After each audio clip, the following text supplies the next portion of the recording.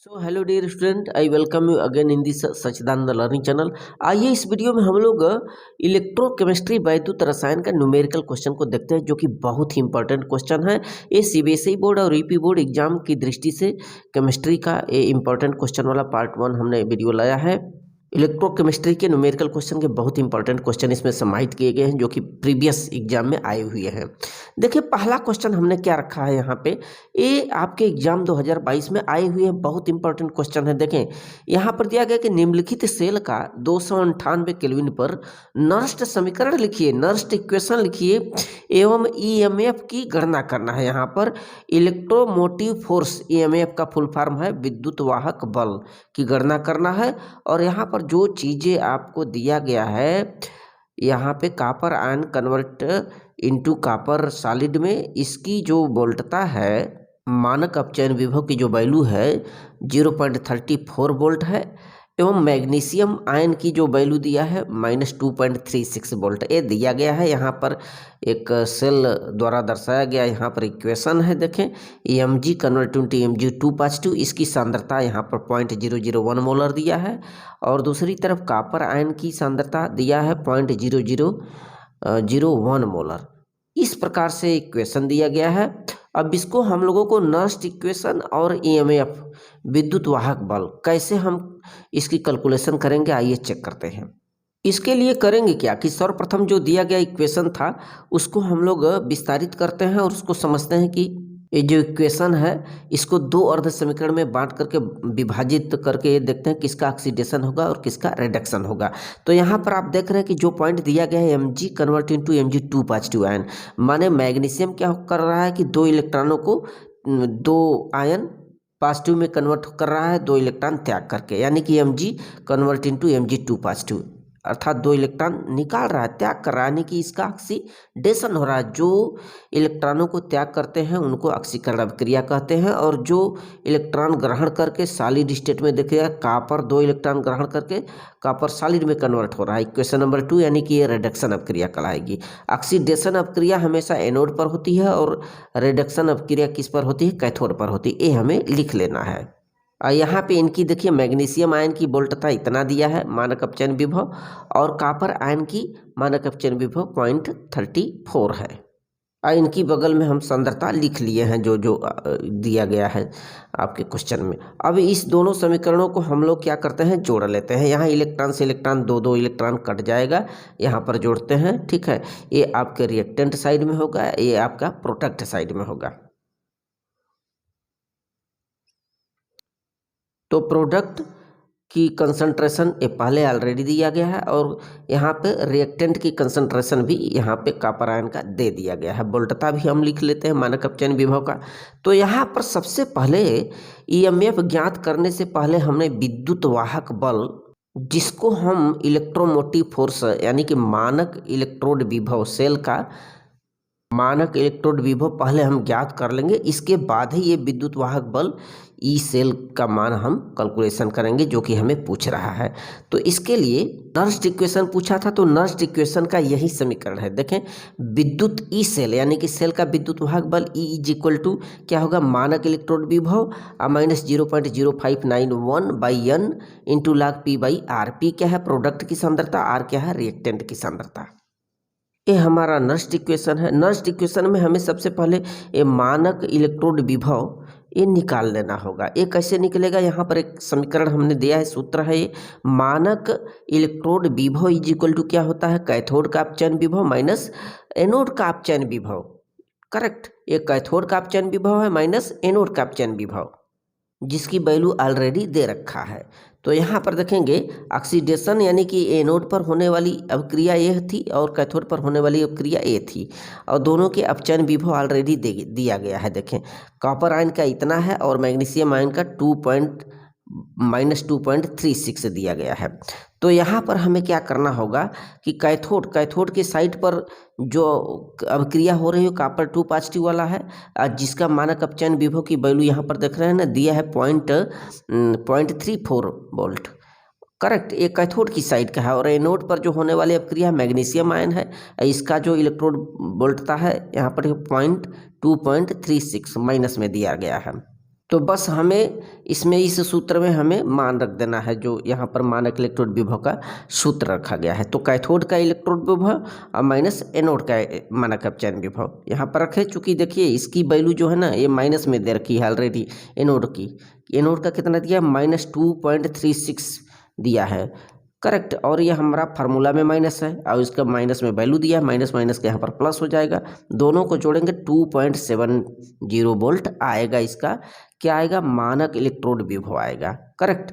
तो हमें सेल का विद्युत वाहक बल ईएमएफ निकालने से पहले मानक इलेक्ट्रोड विभव निकाल लेना होगा इस तरह से। अब हम सेल के विद्युत वाहक बल का यानी कि नस्ट इक्वेशन का ये एक बार फार्मूला लिखते हैं और उसमें मान रखते हैं जो फार्मूला है, करेक्ट। तो यहाँ पे सेल का विद्युत वाहक बल E इक्वल टू क्या हो जाएगा, मानक इलेक्ट्रोड विभव जिसकी की वैल्यू अभी निकाला गया 2.70, करेक्ट। अब -0.59 बटे एन, एन क्या है, एन क्या है, आयनों की संख्या है। तो यहाँ पर मैग्नीशियम पर भी 2 पॉजिटिव आयन और कॉपर पर 2 पॉजिटिव आयन, तो आयनों की संख्या यहाँ पर 2 है। तो यहाँ पर आप क्या करेंगे, 2 रख करके log P/R, P क्या है प्रोडक्ट का सांद्रता और R क्या है नीचे रिएक्टेंट की सांद्रता।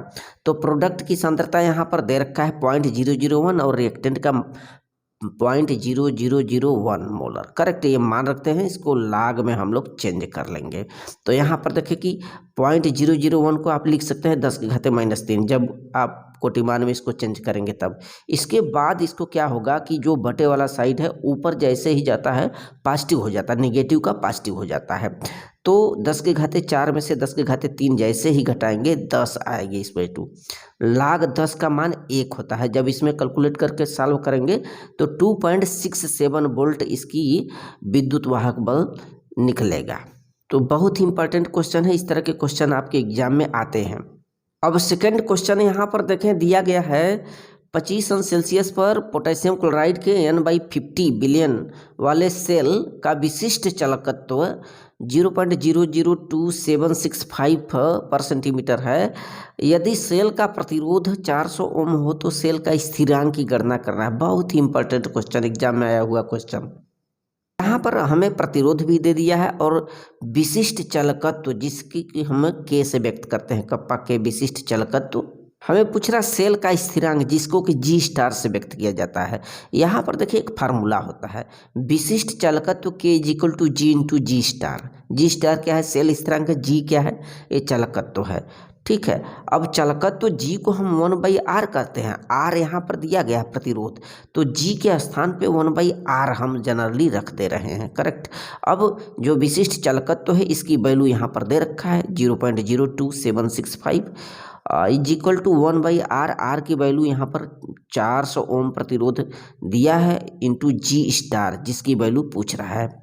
तो यहाँ पर जब G स्टार की वैल्यू पूछ रहा है तो G स्टार बराबर तिर्यक गुणा जब यहाँ पर करेंगे हम इस वैल्यू में 1 लिख करके यहाँ पर तिर्यक गुणा जैसे ही हम करते हैं तो G star is equal to इतना आएगा, यानी कि गुणा करने पर 1.106 सेल स्थिरांक की वैल्यू आएगी। अब क्वेश्चन नंबर देखिए तीसरा, यहाँ पर क्वेश्चन तीसरा इंपॉर्टेंट क्वेश्चन यहाँ पर है इलेक्ट्रोकेमिस्ट्री का। यहाँ पर ये भी एग्जाम में आया हुआ क्वेश्चन है। निम्नलिखित सेल के विद्युत वाहक बल, यहाँ पर भी ईएमएफ की गणना करना है। देखें कि यहाँ पर cadmium convert into cadmium 2 positive जिसकी सांद्रता 1 मोलर है और यहाँ पर सेल द्वारा दर्शाया गया है, और Ag positive convert into Ag में Ag पॉजिटिव आयन की सांद्रता भी 1 मोलर है। और यहाँ पर इनकी मानक इलेक्ट्रोड विभव यानी मानक अपचयन विभव की वैल्यू दिया है कैडमियम 2 पॉजिटिव के लिए -0.40 वोल्ट एंड Ag पॉजिटिव के लिए 0.80 पॉजिटिव में है। तो इस क्वेश्चन के मुताबिक जो CD होता है CD 2 पॉजिटिव में कन्वर्ट हो रहा है, यानी कि 2 इलेक्ट्रॉन का त्याग कर रहा है, ऑक्सीडेशन अभिक्रिया जो एनोड पर होती है सदैव। और दूसरा Ag सिल्वर क्या है, ये 2 इलेक्ट्रॉन को ग्रहण करके 2Ag में कन्वर्ट हो रहा है, यानी कि ये कैथोड पर होने वाली अभिक्रिया रिडक्शन अभिक्रिया है, करेक्ट। अब दोनों को हम इस साइड से जोड़ देते हैं और यहाँ पे नर्स्ट इक्वेशन का ये फार्मूला जिसके द्वारा हम सेल का विद्युत वाहक बल हम ज्ञात कर लेंगे इस फार्मूले से। इसके पहले हमें सेल का मानक इलेक्ट्रोड विभव निकालना होगा, ई सेल निकालना होगा। ई सेल यानी कि मानक इलेक्ट्रोड विभव बराबर क्या होता है, सेल कैथोड पर होने वाली अपचयन विभव माइनस एनोड पर होने वाली अपचयन विभव, जिसका वैल्यू हमें दिया गया है कैथोड पर। चूंकि हमारा देख रहे हैं कैथोड पर ये आपका सिल्वर कन्वर्ट हो रहा है एजी में, सिल्वर पॉजिटिव 1 आयन 2 इलेक्ट्रॉनों को ग्रहण करके सिल्वर में कन्वर्ट हो रहा है, यानी कि ये कैथोड पर होने वाली, जिसकी कि आपको वोल्टता यहाँ पर सिल्वर के लिए 0.80 दिया है, 0.80 करेक्ट। तो यहाँ पर हम 0.80 मान लेते हैं। और एनोड पर जो है ना -40 दिया है एनोड पर, करेक्ट। कैडमियम का एनोड पर होने वाली अपक्रिया माइनस माइनस प्लस हो जाएगा, दोनों को हम जोड़ देंगे तो 1.20 वोल्ट आ रहा है। अब यहाँ पे आप ईएमएफ निकाल लीजिए, सेल का विद्युत वाहक बल ईएमएफ बराबर ई सेल माइनस मानक का इलेक्ट्रोड विभव माइनस ये 0.059/n इंटू log p/r। इस फार्मूले में हम जनरली मान रख दे रहे हैं, करेक्ट। इसकी वैल्यू हमें निकालना है और यहाँ पे इतना गुणित log p/r, p का है प्रोडक्ट का और r क्या है रिएक्टेंट की सांद्रता। प्रोडक्ट और रिएक्टेंट दोनों की सांद्रता हम देख रहे हैं कि एक एक है, प्रोडक्ट की सांद्रता इधर और रिएक्टेंट की सांद्रता इधर। तो 1/1 log 10 आधार 10 है 1/1। अब चूंकि 1 से काटेंगे तो एक ही आएगा, यानी कि log 10 का मान देखें, log यहाँ पे आधार 10 के 1, log 1 की वैल्यू हमेशा 0 होती है। तो इस पूरा यदि 0 खेंगे तो पूरी ये साइड क्या हो जाएगी, 0 हो जाएगी। तो 1.20 में से 0 घटाएंगे तो 1.20 वोल्ट आएगा, यानी यही सेल का विद्युत वाहक बल होगा। क्वेश्चन नंबर 4 और लास्ट क्वेश्चन दिया गया है, देखिए निम्नलिखित अभिक्रिया वाले सेल का मानक इलेक्ट्रोड विभव ई सेल यानी कि मानक इलेक्ट्रोड विभव की गणना करना है। यहाँ पर ये अभिक्रिया दिया गया है, जिंक की अभिक्रिया सिल्वर से कराई जा रही है, प्रोडक्ट का साइड रिएक्टेंट का साइड, जिसकी वोल्टता भी हमारे सामने यहाँ पर दे रखा है। यहाँ पर सिल्वर की क्या है 0.76 निगेटिव में, और यहाँ पे जिंक के लिए वोल्टता कितना दिया, मानक अपचयन विभव 0.80 वोल्ट। तो हमें सेल का मानक सेल विभव ज्ञात करना है, मानक इलेक्ट्रोड विभव। इसके लिए हम फार्मूला अप्लाई करते हैं। सबसे पहले दिए गए इक्वेशन के मुताबिक जो जिंक होता है, ये 2 इलेक्ट्रॉनों को त्याग करके जिंक पॉजिटिव 2 आयन में कन्वर्ट हो रहा है, ऑक्सीडेशन अभिक्रिया को शो कर रही है। वहीं दूसरी तरफ जो सिल्वर होता है 2 इलेक्ट्रॉन को ग्रहण करके सिल्वर सॉलिड में कन्वर्ट हो रहा है, यानी इसका हो रहा है रिडक्शन और उसका हो रहा है ऑक्सीडेशन। ये जब हम समझ जाते हैं, इनकी वोल्टता भी अलग अलग दे रखा है, तो यहाँ पर हम सीधे फार्मूले को अप्लाई करते हैं। सेल का विद्युत वाहक बल ईएमएफ तो इसमें पूछा नहीं जा रहा है, केवल मानक इलेक्ट्रोड विभव पूछा जा रहा है। तो मानक इलेक्ट्रोड विभव बराबर क्या होगा, कैथोड के अपचयन विभव माइनस एनोड का अपचयन विभव। ये हमारा फार्मूला होता है कैथोड माइनस एनोड का। अब इसमें जनरली हम सिंपली मान रख देते हैं, कैथोड पर होने वाले अपक्रिया के लिए जो मानक अपचयन विभव की वैल्यू दिया है, यहाँ पर देखिएगा सिल्वर के साइड में सिल्वर के लिए दिया है 0.80 पॉजिटिव में, तो 80 रख देंगे। वहीं आपका जिंक के लिए दिया है -0.76 वोल्ट, ये निगेटिव में है, ये फार्मूला में निगेटिव पॉजिटिव हो जाएगा, दोनों को जोड़ेंगे 1.56 वोल्ट आएगा इसका मानक अपचयन विभव का मान। यही हमारा मानक इलेक्ट्रोड विभव है। So thanks.